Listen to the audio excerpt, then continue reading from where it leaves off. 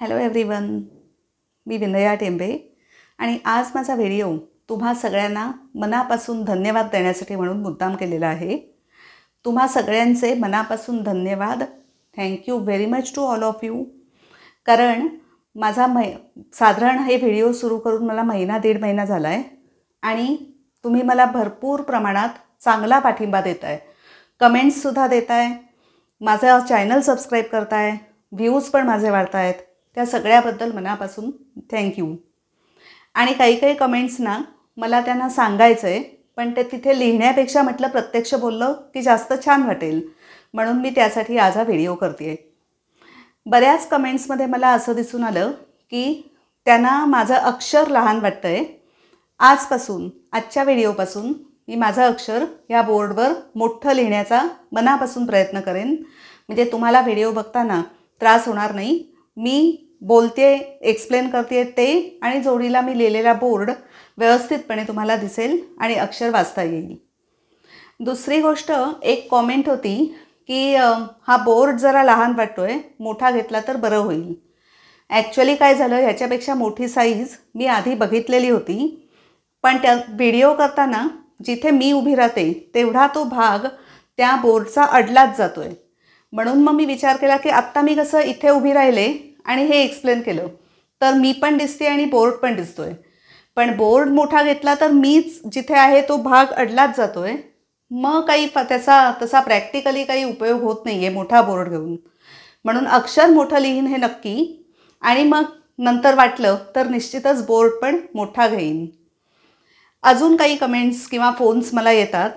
साधारणपणे सगळ्यांचं म्हणणं असं असतं की आम्हाला लिहिता येतं, लिहिलेलं वाचता येतं आणि वाचलेलं किंवा बोललेलं समजतंसुद्धा इंग्लिश, पण बोलायचा प्रयत्न स्वतःहून केला की कॉन्फिडन्स आमचा कमी पडतो. तर मग इंग्लिश स्पीकिंगसाठी नक्की काय करावं, म्हणून मी हे पॉईंट्स आत्ता बोर्ड्सवर लिहिलेत आणि ते थोडक्यात तुम्हाला सांगते की कसं कराल आणि तुमचं इंग्लिश स्पीकिंग लवकर चांगलं सुधारेल. ओके, तर सगळ्यात पहिली लाईन मी बोर्डवर लिहिली आहे, how to improve English speaking. How म्हणजे कसं, टू इम्प्रूव्ह म्हणजे सुधारणं, इंग्लिश स्पीकिंग बोलणं. इंग्लिशमधलं आपलं बोलणं कसं सुधारायचं. कॉमन आहेत 5ही पॉईंट्स, पण ते पॉईंट्स लिहिलेत मी नुसते, पण ते जरा सांगते की कशा पद्धतीने करायचं आहे. पहिला पॉईंट आहे रीडिंग. रीडिंग म्हणजे वाचन. आता तुमच्या इंग्लिशची जी काही लेव्हल असेल त्या लेव्हलनुसार छोटी छोटी साधी पुस्तकं तुम्ही घ्या.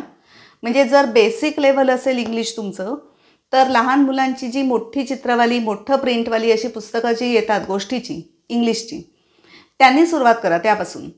आणि हातात धरून पुस्तक मोठ्यांदा वाचा. सोपे शब्द असतात त्यामुळे नक्कीच तुम्हाला तेवढे जमतील. जसं तुमचं इंग्लिश सुधारत जाईल तसं पुढे पुढे ती रीडिंगची डिफिकल्टी लेव्हल किंवा वाचनाची थोडं कठीण असं वाचायला सुरुवात करा. असं करून टप्प्याटप्प्याने हळूहळू इंग्लिश निश्चित सुधारतं. दुसरा पॉईंट आहे रायटिंग, म्हणजेच लिखाण. रायटिंग रोज निदान 5 ओळी तरी, जसं मुलांना देतात ना शुद्ध लेखन, खरंच लिहा. खूप फायदा होतो तसं लिहून, कारण आपण सगळी आपली इंद्रिय जेव्हा वापरतो ना एखाद्या गोष्टीसाठी, तेव्हा ते नक्की जास्त फायदेशीर ठरतं. 5 ओळी तरी रोज लिहा. ऑपऑप स्पेलिंग पण सुधारेल. लिहिताना मनात आपण ते म्हणतो, ऑपऑप म्हणतो म्हणजे वाचन होतं, हाताने लिहिलं जातं आणि आणखीन चांगलं मनात बसतं. म्हणून 5 ओळी तरी रोज लिहायचा प्रयत्न करा मनापासून. तिसरा पॉईंट आहे लिसनिंग. लिसनिंग म्हणजेच ऐकणे, श्रवण. आता ऐकायचं तर काय ऐकायचं आहे, तर दुसऱ्यांनी बोललेलं इंग्लिश तुम्हाला ऐकायचं आहे. डायरेक्ट तुम्ही ब्रिटिश किंवा अमेरिकन इंग्लिश ऐकायला लागू नका, कारण ते उच्चार आपल्याला पटकन समजणं कठीण पडतं. आपल्या इंडियन न्यूज चॅनल्स जे आहेत, इंडियन लोक जिथे बोलतात आणि बातम्या सांगतात, ती चॅनल्सपासून सुरुवात केलीत तरी चालेल. बातम्या ऐकायच्या रोज, कमीत कमी रोज 5 मिनटं बसायचं आणि मनापासून ऐकायचं. आता ऐकायचं म्हणजे कसं तर इंग्लिश पिक्चरमध्ये जसं ती बसून ते बोलतायत ते ऐकते आणि स्वतः पण रिपीट करते ते ऐकता ऐकता, तशा पद्धतीने ते ऐकायला हवं. की ती वाक्य तुम्ही ऐकायचा प्रयत्न करा, पूर्ण लक्ष देऊन, खरं लक्ष देऊन ती ऐका. आणि ते काय म्हणतायत ते समजतंय का आपल्याला बोललेलं, याचा सराव करा. हळूहळू जसं सराव कराल ना सगळं समजायला लागेल. पहिल्यांदा थोडं नक्कीच कठीण वाटेल, नंतर नंतर आपोआप समजायला लागेल, पण ते रोज करायला हवं एवढं खरं. ओके. चौथा पॉईंट आहे ग्रामर म्हणजेच व्याकरण. आता तुम्हाला प्रश्न पडेल की व्याकरण कशाला शिकायचं आहे, आम्हाला नुसतं बोलण्याची प्रॅक्टिस हवी आहे. पण मुळात ना व्याकरण याच्यावरच तर अख्खी इमारत उभी आहे कुठच्याही भाषेची. व्याकरण हा त्याचा पाया आहे. जेव्हा तुम्हाला व्याकरण व्यवस्थित येतं तेव्हा तुमची भाषासुद्धा आपोआप सुधारते. एक मला कमेंट कायम येते की जवळच कधीतरी मुलगी किंवा मुलगा असावा, स्टुडंट आहे कोणतरी, पेपर जवळच आहे, परीक्षा चालू आहे आणि व्याकरण अगदी कच्चं आहे. तर आता आयत्या वेळेला जेव्हा परीक्षा आहे तेव्हा ते इतकं चांगलं होणार नाही. जेवढा पोर्शन आहे तेवढा वाचून पाठ करून लिहिणं एवढा एकच पर्याय आहे.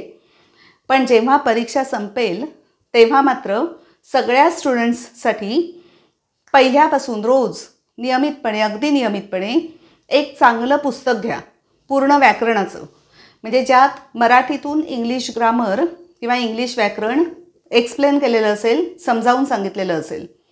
असं पुस्तक घ्या अख्ख्या इंग्लिश ग्रामरचं, आणि पहिल्या पानापासून रोज कमीत कमी एक पान असं मनाने ठरवा आणि रोज एक पान मनापासून ते वाचा, लक्षात ठेवायचा प्रयत्न करा. आणि असं करत करत करत करत हळूहळू वर्षभरात, मी म्हणत नाही की 1-2 महिन्यात तुमचं ग्रामर एकदम छान होणार आहे, असं नाही होत कधी, पण वर्षभरात नक्कीच सुधारेल. कारण एका वर्षात रोज जर तुम्ही एक पान वाचलं तर अख्ख्या वर्षात 365 पानं वाचून होतील आणि बऱ्यापैकी पुस्तक कव्हर होईल. परत रिव्हिजन करत राहायची आहे, परत परत वाचत राहायचं आहे आणि तुमचा जो पोर्शन असेल तो जास्त वेळा वाचायचा आहे. अशा पद्धतीने विद्यार्थी शाळेतले कॉलेजेसमधले प्रॅक्टिस करू शकतात. जे नाही आहेत स्टुडंट्स, मोठी माणसं आहेत जी आता शिकत नाही आहेत, पण त्यांनासुद्धा ही पद्धत खूप चांगली आहे इंग्लिश भाषा चांगली करण्यासाठी. आणि जेव्हा व्याकरण तुम्हाला परफेक्ट कळेल त्यावेळेला आपोआप तुमची भाषा खूप चांगली सुधारेल एवढं निश्चित आहे. एक साधं उदाहरण जर व्याकरणचं द्यायचं झालं, समजा आता आपण एन, ओके, हे दोन्ही एकवचनी म्हणून वापरतो, आर्टिकल्स आहेत इंग्लिशमधली.